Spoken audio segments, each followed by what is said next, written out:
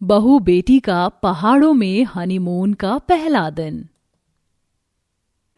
सुनिए ना, 2 दिन बाद तो नैना भी अपने ससुराल चली जाएगी। हमारी नई नई शादी हुई है, हनीमून के लिए कश्मीर चलते हैं ना। यार, ऑफिस की छुट्टियां खत्म होने वाली हैं और दोबारा छुट्टी भी नहीं मिलेगी। अभी ऑफिस की छुट्टी को खत्म होने में 1 हफ्ता बाकी है और हम तो हनीमून के लिए सिर्फ 4 से 5 दिन के लिए चलेंगे। चलिए ना। अच्छा ठीक है, अगर तुम इतनी जिद कर रही हो तो मैं माँ से बात करता हूँ और 1-2 दिन में फिर चलते हैं। आकृति और उसकी नंद की शादी एक साथ हुई थी।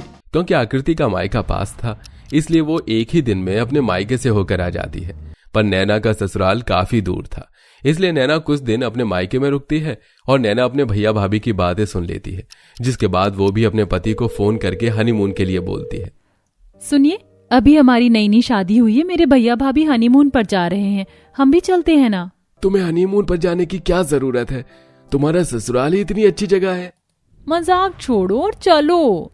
नैना, बात को समझो, बहुत पैसे खर्च हो गए हैं शादी में, इस साल नहीं हो पाएगा, हम फिर कभी चलेंगे। नैना की जिद करने पर भी विशाल मना कर देता है, पर नैना का बहुत मन करता है कि वो भी घूमने के लिए जाए और इसीलिए वो अपनी माँ के पास जाती है और सारी बात अपनी माँ को बताती है। माँ, भैया भाभी ने आपको नहीं बताया, पर 1-2 दिन में वो हनीमून के लिए जा रहे हैं। मेरा भी बहुत मन है, चलिए ना, पूरा परिवार उनके साथ चलते हैं। अरे बेटा, वो दोनों हनीमून के लिए जा रहे हैं तो हम किस लिए जाएं? माँ, तुम भी ना बिल्कुल मेरे पति की तरह हो, कहीं नहीं जाना चाहती। माँ, चलते हैं ना, हम भैया भाभी से अलग ही रहेंगे, वो अपना हनीमून मना लेंगे और हमारा घूमना हो जाएगा।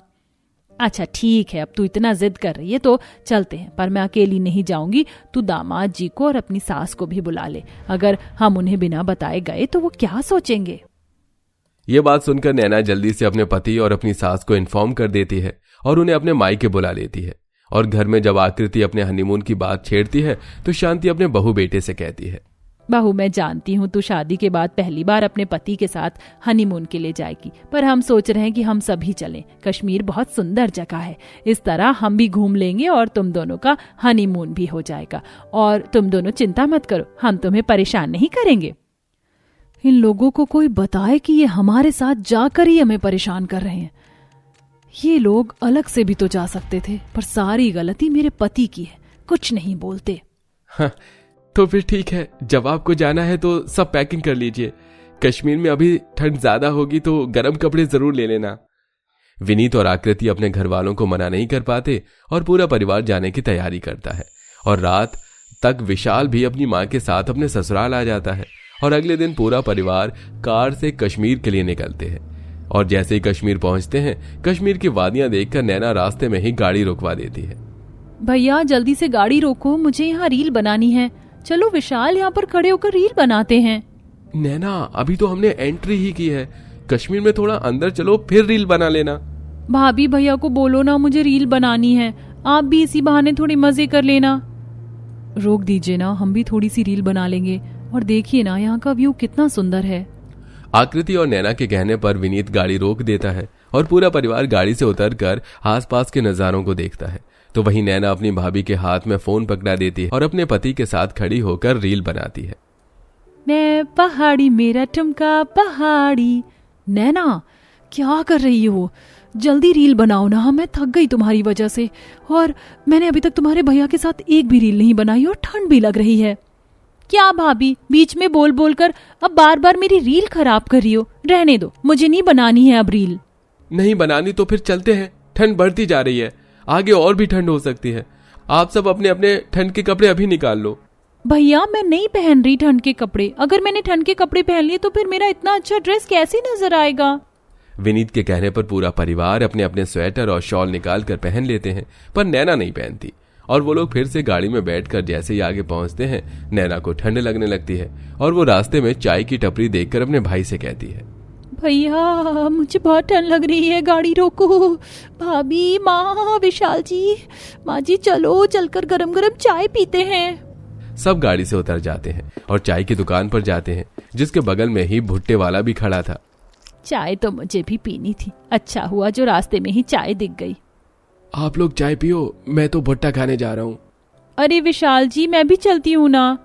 नैना तुमने शॉल स्वेटर कुछ नहीं लिया है, ठंड बढ़ गई है, देखो मौसम भी खराब हो रहा है। तुम चाय पीकर भुट्टा भी खाओगी तो कहीं तुम्हारी तबीयत ना खराब हो जाए, वैसे ही पहाड़ी इलाका है।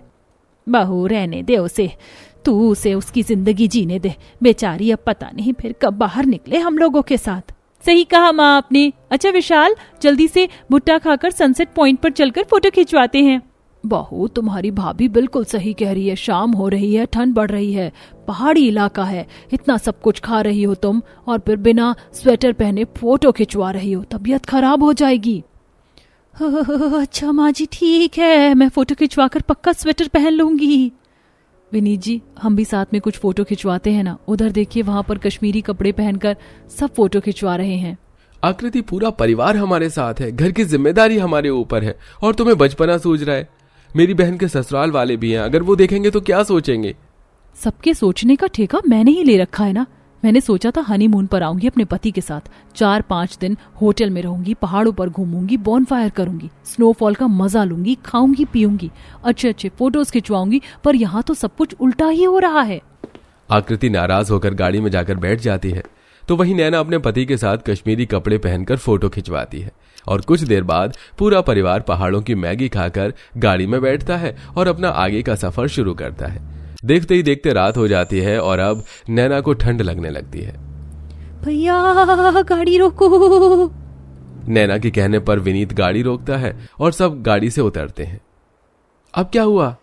भैया होटल और कितना दूर है, मुझे तो बहुत ठंड लग रही है। इसलिए मैंने तुम्हें पहले ही बोला था स्वेटर पहन लो, अभी होटल बहुत दूर है। आकृति बहू, तूने तो स्वेटर और शॉल दोनों ले रखा है, तू अपना स्वेटर अपनी नंद को दे दे। हाँ भाभी, आप मुझे अपना स्वेटर दे दो, वैसे भी मेरे पास अच्छे स्वेटर है नहीं। ना चाहते हुए भी बेचारी आकृति अपना फेवरेट स्वेटर अपनी नंद को दे देती है और तभी नैना की नजर रिवर राफ्टिंग पर पड़ती है। विशाल देखो, यहाँ पर भी रिवर राफ्टिंग है, चलो ना चलकर राफ्टिंग करते हैं। मेरा बचपन से ही सपना था कि मैं अपने पति के साथ ऐसे पहाड़ी इलाके में आऊं और राफ्टिंग करूं। हाँ हाँ क्यों नहीं, चलिए ना माँ, हम सब राफ्टिंग पर बैठते हैं। अरे नहीं बेटा, रात हो रही है और अब मेरी और समधन जी की उम्र हो गई है, हम लोग की बस की नहीं है इतने ठंडे पानी में जाना। अगर ये नाव डूब गया और हम मर गए तो। ठीक है माँ जी, आप दोनों यही इंतजार कीजिए। भैया भाभी, आप दोनों माँ और माँ जी के पास रुकना, हम दोनों राफ्टिंग करके आते हैं। विनीत जी, हम भी चलते हैं ना। हम जब से कश्मीर में आए हमने फोटो तक नहीं ली, कम से कम राफ्टिंग तो कर ही सकते हैं साथ में। आकृति, अगर दिन होता तो मैं कर लेता, पर शाम होने को है और तुम तो जानती हो कि मेरी तबीयत कितनी जल्दी खराब होती है। वैसे भी ठंड बढ़ती जा रही है, मुझे अब होटल में जाकर बस खाना खाकर आराम करना है। विनीत की बात सुनकर एक बार फिर आकृति का मुंह बन जाता है और वो चुपचाप गाड़ी में जाकर बैठ जाती है। कुछ देर बाद पूरा परिवार होटल पहुंचता है और होटल में जाकर आराम से खाना खाते हैं, पर वहां पर भी आकृति की कोई नहीं सुनता, जिस वजह से हनीमून के पहले ही दिन आकृति परेशान हो जाती है और वो रात को कमरे में अपने पति से कहती है, सुबह होते ही हम लोग यहाँ से घर के लिए निकलेंगे, मुझे नहीं घूमना और कश्मीर। पर क्यों? तुम्हारा ही तो मन था कि हनीमून पर आना है, घूमना है, पहाड़ देखना है, फोटो खिंचवानी है, स्नोफॉल देखना है। अब क्या हुआ, स्नोफॉल नहीं देखना? नहीं देखना। जैसे आपको ठंड बर्दाश्त नहीं, वैसे मुझे भी ठंड बर्दाश्त नहीं। मेरी तबीयत खराब हो रही है, अगर हम कल घर नहीं गए तो शायद मैं घर जाने लायक नहीं बचूंगी। अगर ऐसी बात है तो ठीक है, मैं घर वालों से बात करके आता हूँ। आकृति विनीत के सामने अपनी तबीयत खराब होने का बहाना लगा देती है और जब विनीत इस बारे में घर वालों को बताता है तो नैना उदास हो जाती है, पर शांति बोलती है, नैना बेटा ऐसे मुंह नहीं बनाते, तुम्हारी भाभी की तबीयत खराब है, हमें घर जाना ही होगा। वैसे भी पहाड़ी इलाका है, यहाँ के बारे में हमें कुछ नहीं पता। अगर सुबह तक बर्फ गिरने लगी तो कहीं ऐसा ना हो घर जाने का रास्ता भी बंद हो जाए। बेटा हम सब सुबह होते ही घर के लिए निकल जाएंगे। शांति की बात को कोई नहीं टाल पाता और सुबह होते ही पूरा परिवार अपने घर के लिए निकल जाते हैं और घर पहुंचते ही नैना अपने ससुराल चली जाती है और उस दिन के बाद फिर कभी आकृति हनीमून की बातें अपने पति से नहीं करती। आशा है कहानी आपको पसंद आई होगी। वैसे आप अपने हनीमून पर कहाँ गए थे, कमेंट में बताना बिल्कुल मत भूलिएगा।